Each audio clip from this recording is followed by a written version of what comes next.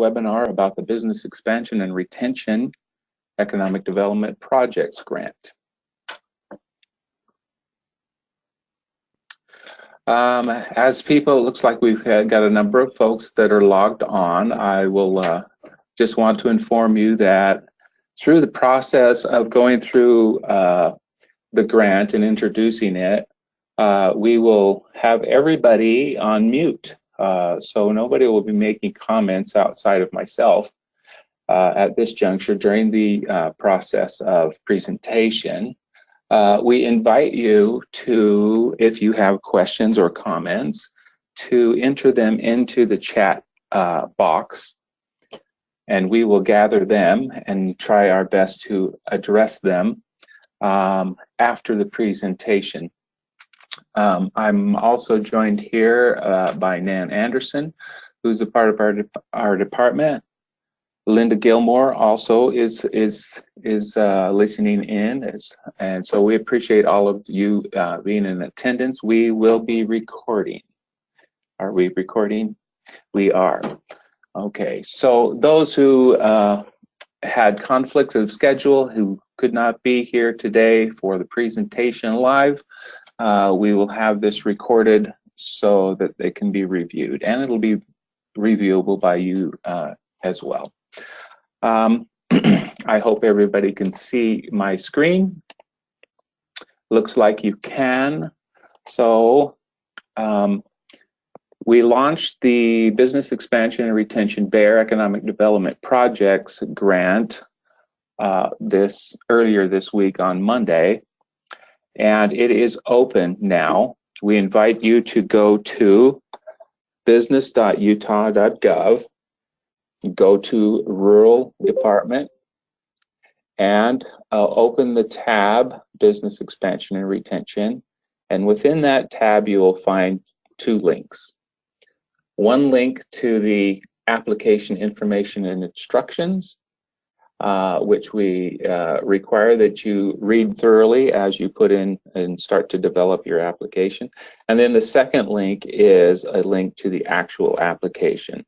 The application this year is on form assembly, which allows you to do all of your application within a system where you can upload relevant documents that we require, and you can fill in fields there with your explanations on other required portions of the application process.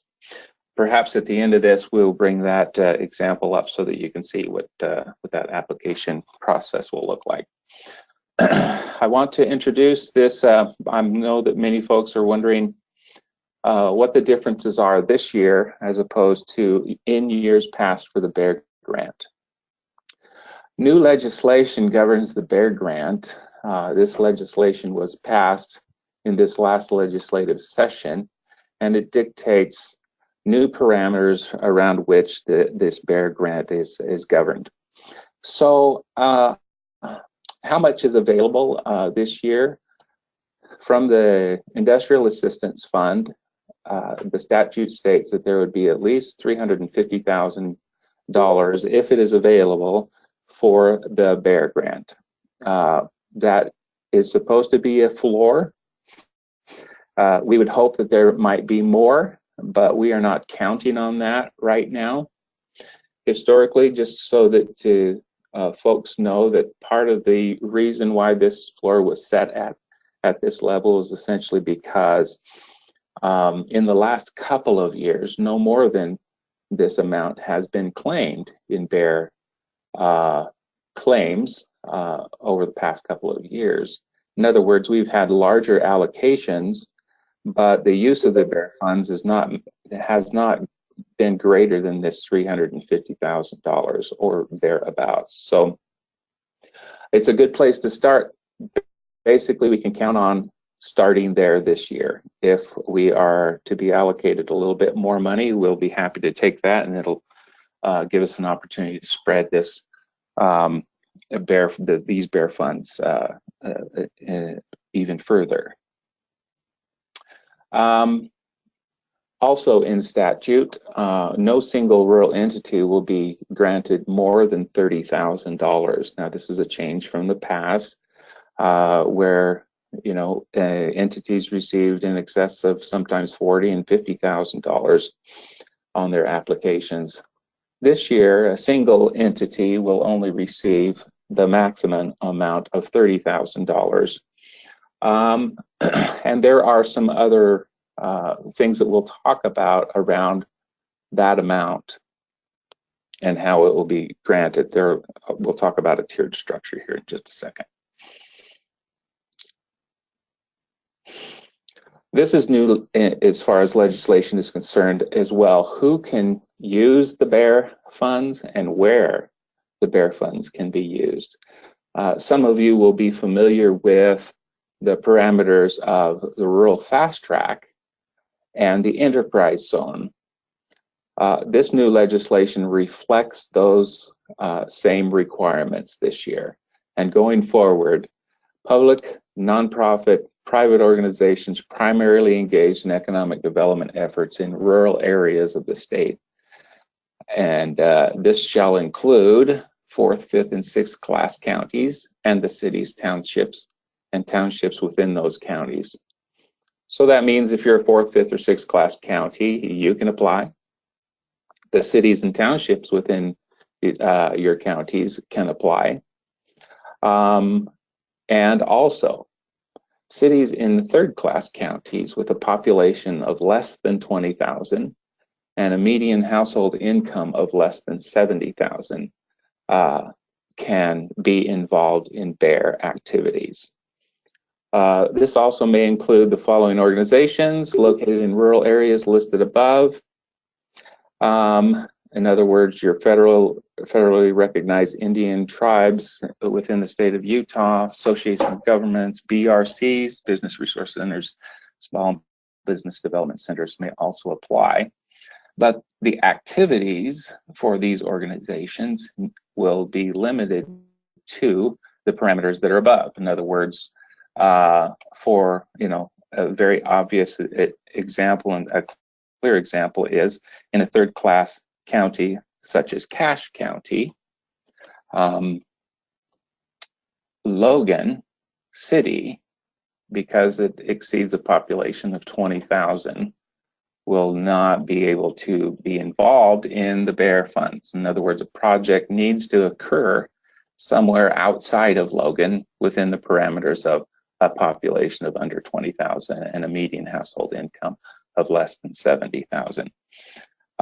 You will find in our application information and instructions, there's an appendix to that, which delineates all of the areas that can be used, where the BEAR fund activities can be used, and we'll get to that in just a few. Continuing on with new legislation, the parameters around the use of BEAR funds. What is the purpose of the grant? And these 3 items are spelled out very specifically in legislation. When we're reviewing applications for the grant, we will be looking to see if your application addresses these 3 things. Does it assist new and existing rural businesses? Does it influence rural job creation? And does it diversify Utah's rural economies? So we want to emphasize these 3 things and keep those in mind as you do your application, because this is exactly what we'll be looking to score your applications. Now, moving on off of legislation and into the design of our BEAR grant this year, I think that you'll find that it is quite a little bit different than in the past. So let me just read this quickly. This grant is a project-based and it's post-performance. It is intended to help address economic development needs related to business expansion and retention in rural parts of the state of Utah, as identified by communities, counties, and organizations involved in economic development activities. This means that we are inviting you to design your own economic development project. Now, we've referred to the activities of BEAR in the past, that of visiting businesses, doing surveys, and delivering resources as traditional BEAR activities. So when you read that throughout your information and instructions document, this is what we're talking about. Traditional BEAR activities are those activities. In the past, those activities were remunerated based on visits and closed surveys, wherein $100 per visit and closed survey was granted. That's not going to be the case this year. Going forward, if you're going to be involved in traditional BEAR activities, you will design the parameters around which it will function, the activities that you'll do, and how you record them and report them. So it'll be a project that you design and show us the means whereby you will be accountable for your activities. We can explain a little bit more as we move along. Mention that the maximum amount of funds that will be available to any one applying entity will be $30,000. That's statutory. But we've designed this now that when you get into your application, that you can request a tiered level of funding. The reason why we've done this is that because in the past, much of the allocated funds have not been used. And what we have found over the years is that we come down to the end of the year and the question is, what can I do with my BEAR funds? And only a percentage of those BEAR funds are used rather than the full allocation.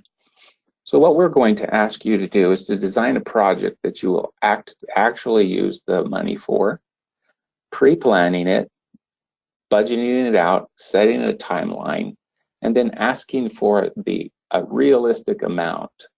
So if you're going to do some type of an analysis, a gap analysis, for example, in your community, and that is going to cost you $10,000, well, let's design that grant around that $10,000. So we are going to ask you in your application, after you've designed your project and applied a budget to it, to ask for the appropriate tiered amount. This way, what we hope is that we will spend across the rural parts of Utah all $350,000 plus rather than only a portion of it. I'll just tell you historically, 2016 BEAR funds, only 47% of those funds allocated were claimed.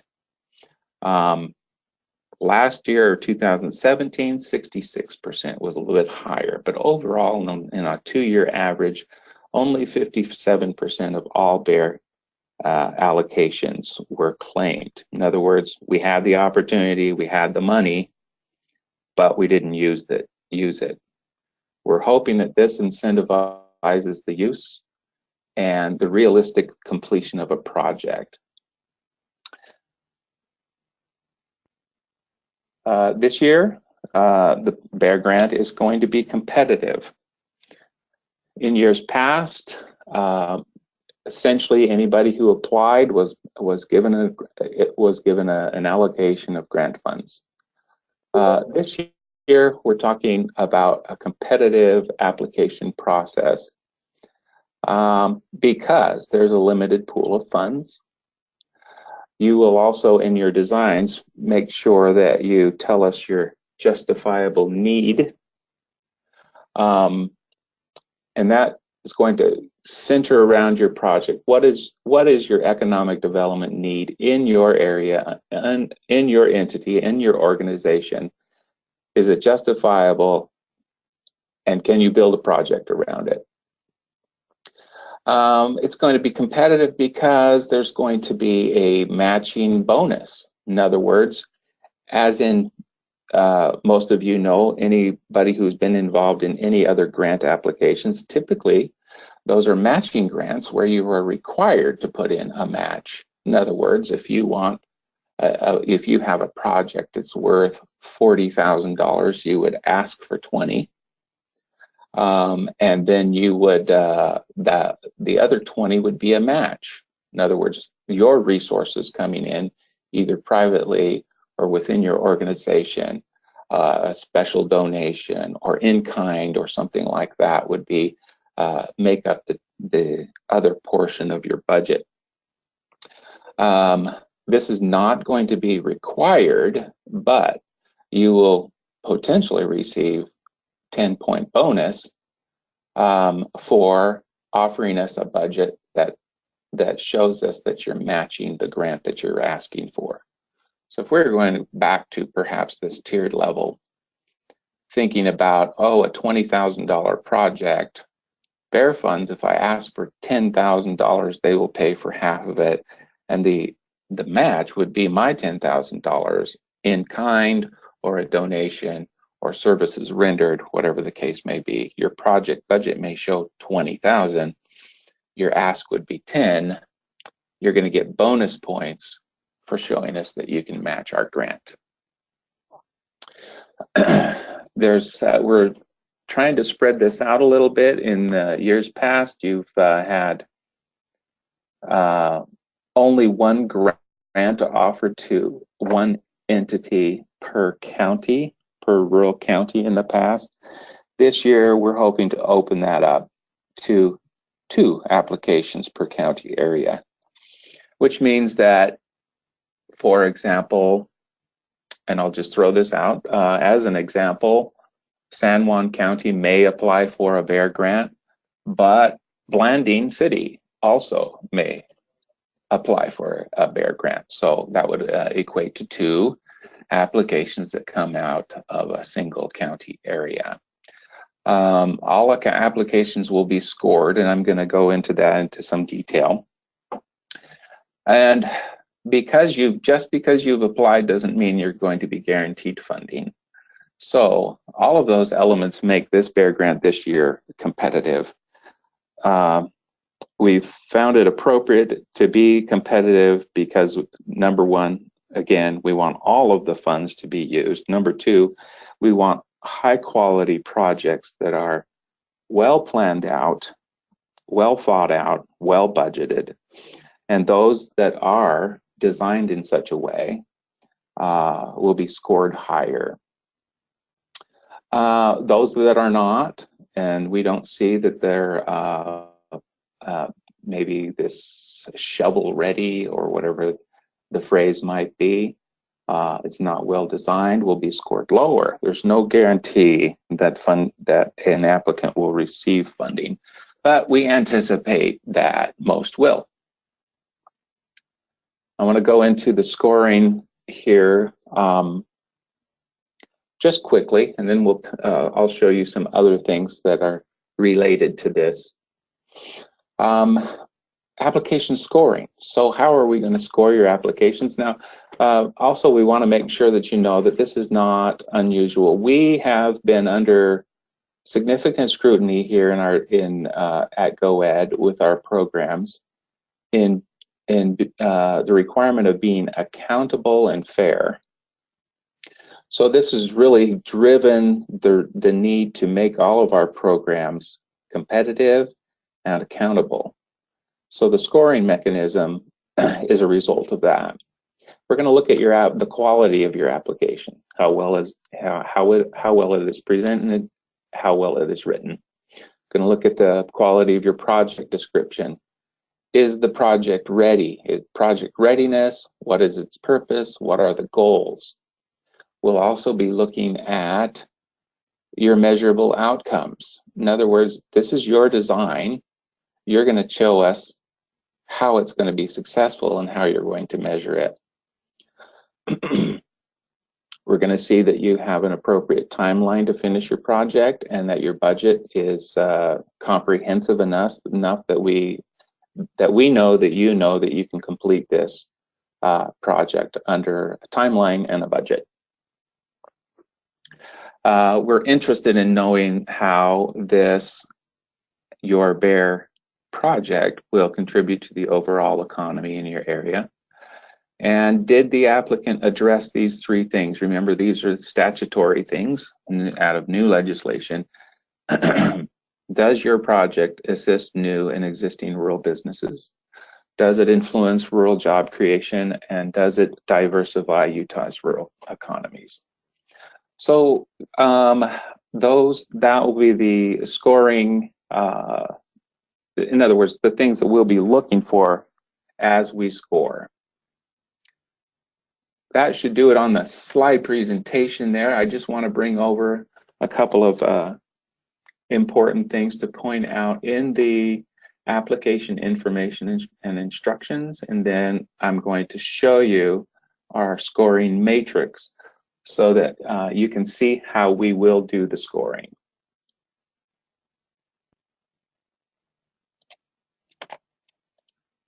Okay, so first of all, your application information and instructions. Again, you will find this as a link on business.utah.gov. Go to Rural Department and then go to Business Expansion and Retention tab. And in that, under that tab at the bottom of that, you'll find this a link to this. And you'll also find a link to the actual application. Many of the things that we've just talked about, and I'm just scrolling through who's eligible, we've talked about that. There's special notes that we would like for you to pay particular attention to, especially if you're an AOG, a BRC, or an SBDC. How and where, or where, yes, where and how you can do your grant activities. We've talked about the statute. We've talked about the competitive nature of it. Talked about the tiered funding. Talked about bonus points for matching funds. I'm going to quickly go over the components of the application and their point values. So in your application, you will be able to see that there are point allocations. The total point allocation is 100 points. For basic information, that organizational information, you'll be awarded 5 points. For supporting documentation, 10 points. The bigger points scores are the project design at 20 points. And I'll just encourage you to read this thoroughly so that you understand how to design your project. Now, we're not going to tell you exactly what to do. We have already had several questions as to what does a BEAR project look like. We would really like for you to take, for example, the strategic plans that you've created for the governor in preparation for interviews with the governor, for example, in each one of your counties, where you were asked to identify those needs and present those to the governor recently. Perhaps you can see some of those needs within that strategic plan that you did for the governor, and design a project around it that will address assisting new and existing rural business, influencing job growth, and diversifying Utah's economy. So we expect that you'll be very creative, but also purposeful in designing your BEAR project. Again, you can use your traditional BEAR activities, but it does need to be designed as a project. this is kind of a what and who and where and when and how design. So your project design is going to be what you're going to do. The scope of work is how you're going to do it. You'll get up to 20 points for that explanation in your application. What your goals are, what the benchmarks will be. You're going to tell us what your scope of work is going to be like. What are you going to do? 20 points for deliverables and outcomes. Again, we're going to look for how we have assisted new and existing rural businesses, influencing job creation, again, diversifying Utah's rural economy. Explain what a completed project looks like here and how it's going to be measured. You're going to design that rather than us here at GoEd. So what I've provided for you in here are samples. Now these are just samples. You can design these spreadsheets the way that fits your project. But I've got a sample table of deliverables and outcomes here. Take a look at that, and if you can use that or design one around it for your specific project, we invite you to do that. A timeline is going to be required. 10 points possible for a timeline. In other words, a good project is going to have a start date and an end date and estimated dates for benchmarks and goals. So we'll expect that you will design your BEAR project against a set timeline. I do have a note in here that your contracts will be for approximately 1 year, but you'll see some dates here that actually reflect 11 months. So July 1, 2018 through May 31, 2019. The reason why we leave off that essentially 4 weeks is for you to make your claim by that May 31st period, and that we can run it through finance over that period of 4 weeks and deliver whatever you the funds to you in time. Now that does not mean that we will withhold any funds until after May 31st.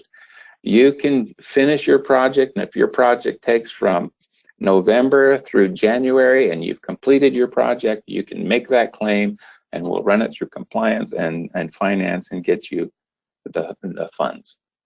You will also notice that a project is not going to require, like in times past where we've said, okay, send in your quarterly billing. In this case, when you design a project, it'll be essentially start, do the project, finish the project, make your claim, not on the quarters. Now, there is an exception to that if you design a project that is strictly traditional BEAR.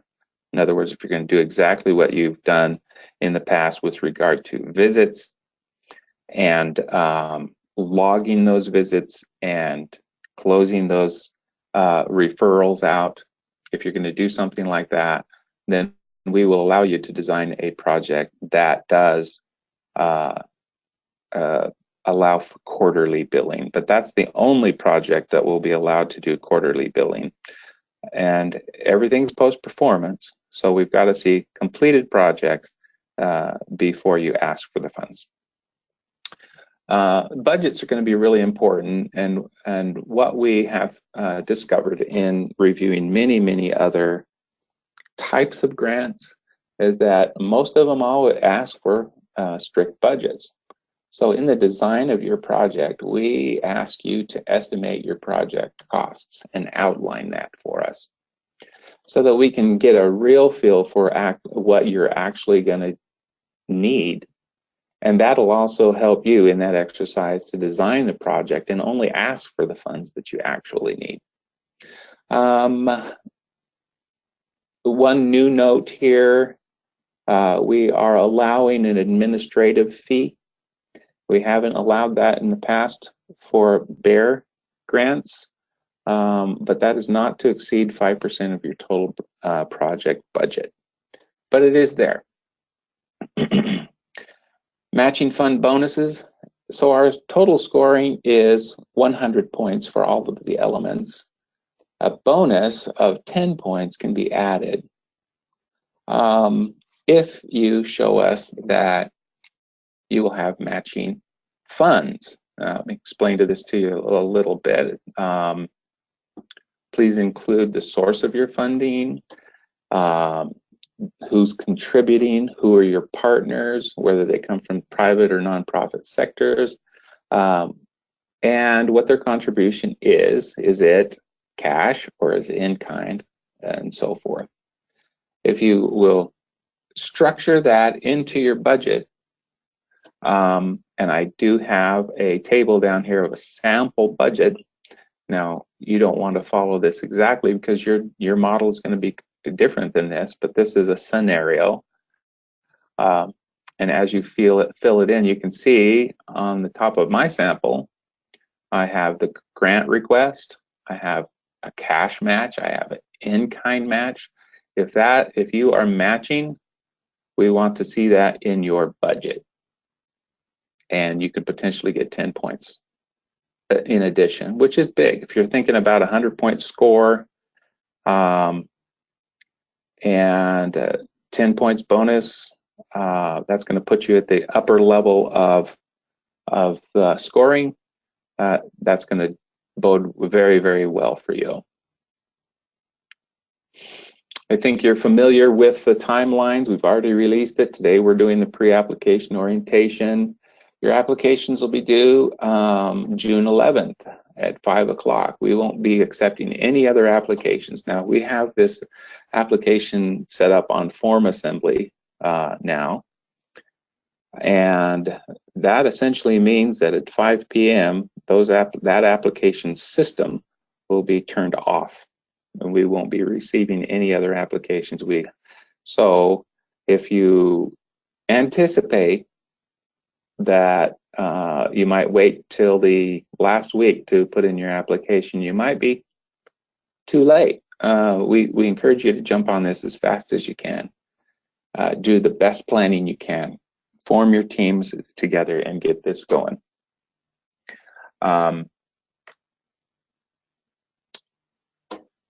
Okay, and we're going to try our very darndest to stick to these other things. Your applications will be scored. That scoring will occur between June 12th and June 25th, and we hope to have award notifications by the 29th. I want to go quickly back up to the guarantee here.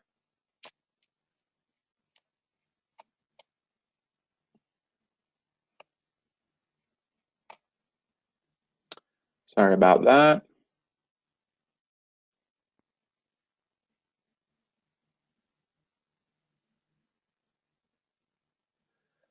All projects must be completed within the fiscal year. In other words, during the time of the contract, and no partial funding will be given for this grant. If your project's almost done but not quite, we won't be reimbursing. We will look for finished projects. And here, I just want to point this out. An applicant may be asked if they will accept a lower funding amount than the requested tier based on application review, your scoring, and or grant fund adjustments. Just wanted to point those two things out. You may ask for $30,000 after scoring, after adjustments. There and looking at the gamut of applications and deserving applications, it may be that the applicant will be asked if they would take a lower level of money. Just wanted to make you aware of those things. Back to the bottom of the application. We essentially repeat what we've said on top in paragraphs. but we come down to the scoring components, and you'll see that they are numbered. So what you're seeing now is the required fields, for example, in your application. When it was submitted, do we have proper names, dates, addresses, tax ID numbers, organizational contacts, and so forth? Those elements will be scored. If they're all there, you'll receive the maximum score.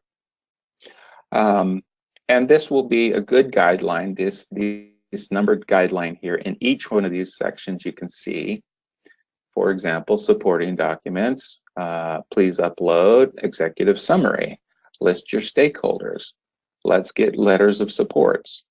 All of those kind of things are going to be the same things that we will use to score your applications. Your project design, these are the elements that they'll be scored on. Scope of work, these are the elements, deliverables, so on and so forth down that line.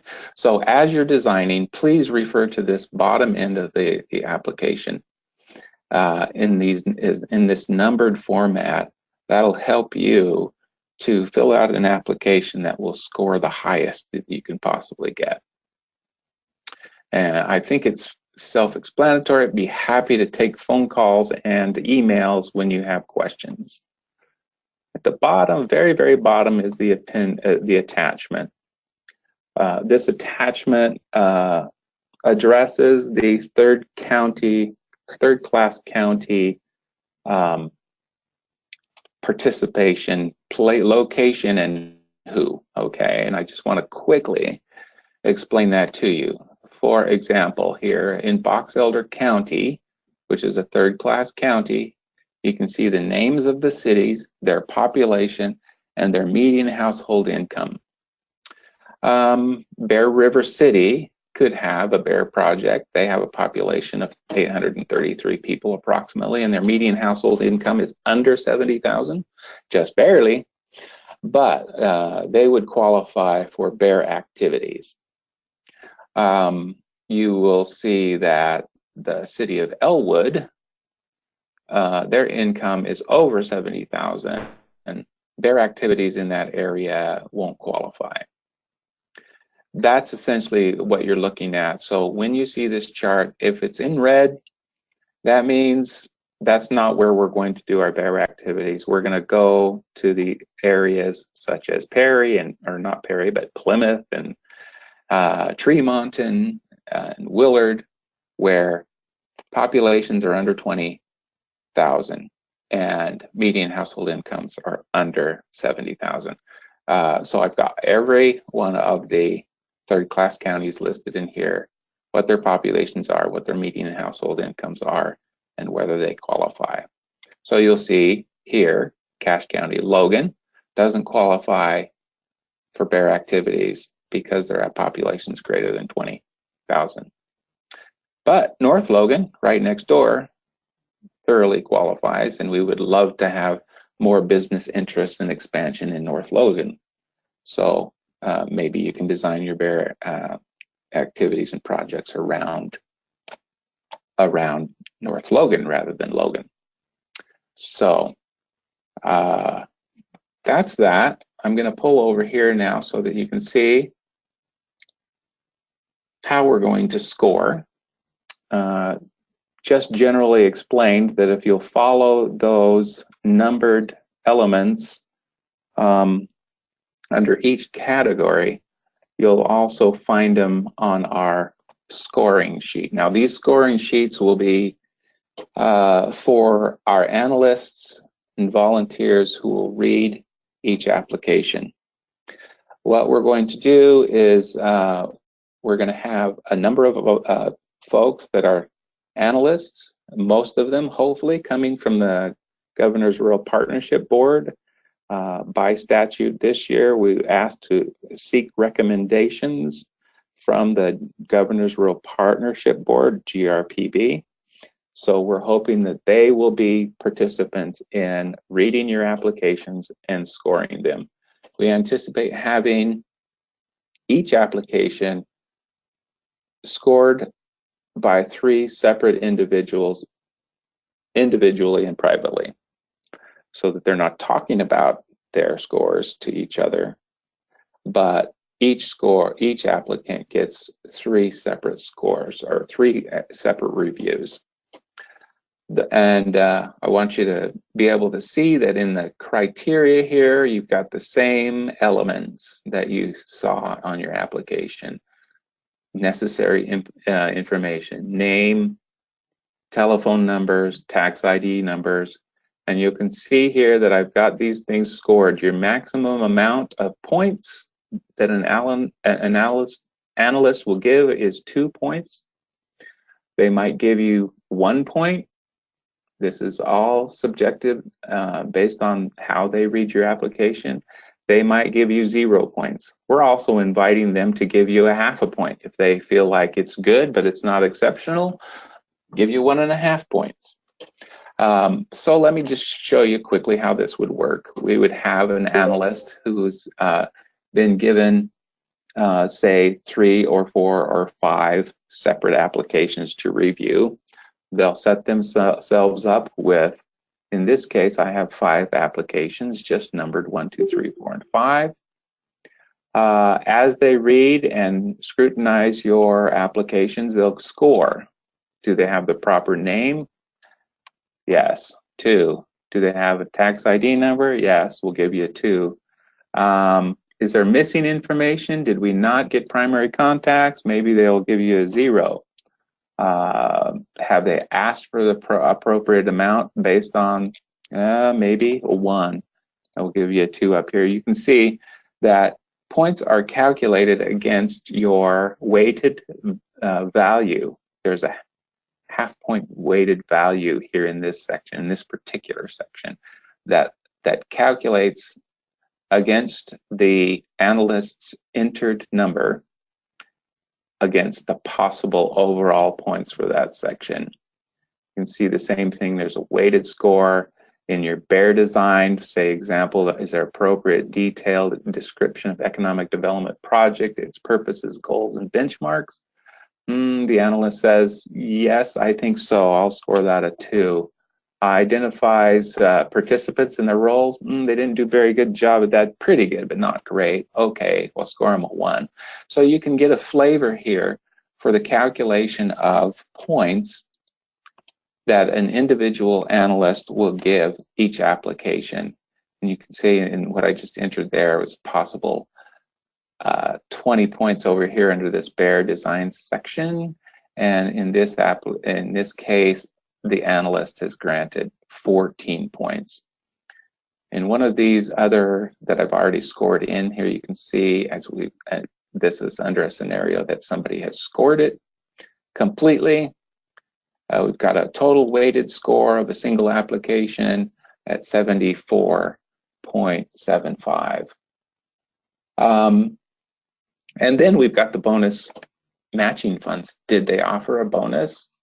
And identify them. There's the weighted score. They got an additional 7 points. That pushes that application from a scoring level of 74.75 up to 81.75, which is going to bode well or better for this applicant because they've offered matching funds. That's essentially how things will be scored. We will collect the overall scores from all scorers and blend those scores into an average so that you can see overall. All right, I think that does it for my explanations. If you have questions, again, we ask you to type them into chat boxes. Let's see.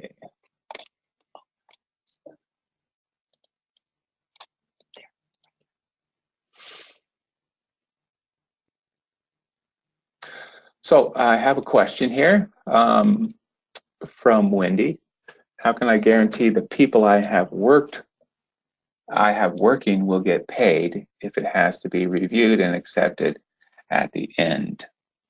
This is going to be a part, Wendy, this is going to be a part of your budgeting. All of this in times past and going forward is post-performance. So it does require the entity to budget appropriately and make the spends that they've had to make and then ask for reimbursement. It's always been that way. It'll continue to be that way. So whatever your design is going to be and in your budget, you will set out how much it's going to cost you. You're going to estimate that. We're going to recognize that in your application. We're going to recognize that on your contract. And when you make your claim for reimbursement on post-performance standards, then you will get paid. It's going to be essentially that same way.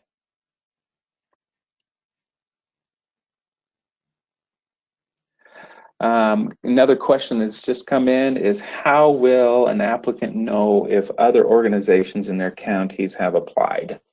They won't unless they ask. So you're all very much linked together because we're all involved in economic development. I would probably suggest that you get together or makes a few phone calls and say, hey, I know this these BEAR funds and this BEAR grant is available. Are you applying? So I'm just going to invite you to communicate with each other. It's true that a number of applications can come in. Say, for example, we have a Chamber of Commerce apply for BEAR funds, which they're allowed to do. They're a nonprofit organization. A Chamber of Commerce in a particular county, but the county also applies, and another city within that county applies. That's totally possible. It would be good for you to make sure that, number one, the quality of your project and the quality of your application is high so that you garner the highest score. But that also that you might want to be thinking about collaboration.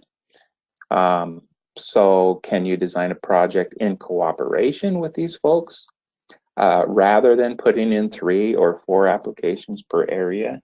Can you discuss the opportunity with each other and decide that there's a project that perhaps could occur between the 2 of you? Only 1 application though. So I'll invite you to communicate.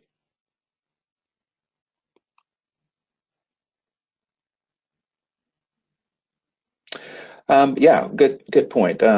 Another point, let me see if I can bring this up. Hopefully all technology works. But let me bring this up. Hopefully you can see what I'm doing. I'm going to business.utah.gov. This is where you will find your applications. Go to programs, and in programs you want to go to rural development. We're going to click on rural development. And I'm going down to the tabs here under programs and initiatives. The first one is business expansion and retention BEAR. I'm going to open that up, and you will see at the bottom of that, for more information and to apply, there are your links. The first one is the Economic Development Projects Grant Application Information and Instructions, which we just went over. If we click on that, that should come up. There we go. That's everything that we've published about the grant and some instructions. Whoops, didn't mean to close that out because I wanted to show you the other link. Let's go to that again. Again, rural development, business expansion and retention, BEAR. Here's the second link, Economic Development Projects Grant Application. Click on that. It's going to take you directly to the Forms Assembly application.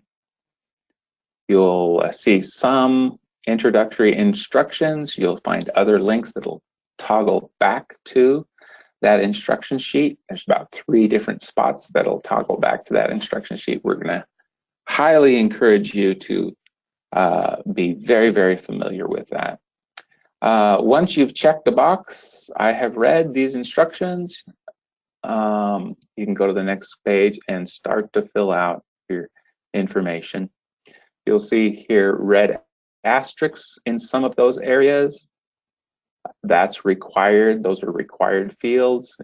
If you don't fill something out in that area, and you try to go to the next page, it won't let you do that.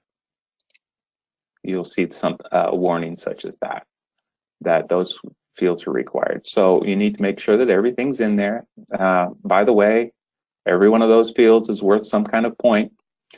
And there's about 3 or 4 pages worth there, but it goes right along with the sequence and style of the instruction sheet. So it should be self-explanatory. The only thing I might say is that you may want to pre-write. I've got that note here. Applicants are highly encouraged to pre-write answers to the questions and then copy and paste them into their respective fields. If you are trying to type into your characters into those fields and you feel like you've messed up or something like that, I just encourage you to pre-write them out and then copy and paste them into the fields. It'll be less of a strain and less chance of mistakes. So there you go. It's quite a little bit different than what you've seen in the past, but we think it's more efficient. We're excited about the competitive nature of it. We want the best projects out there for job growth and rural business diversity and so forth. Yeah, good. Nan's giving me the thumbs up. Thank you all for attending.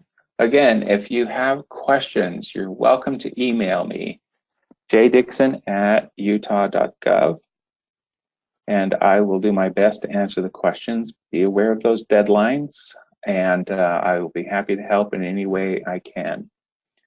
We're going to sign off. Thank you.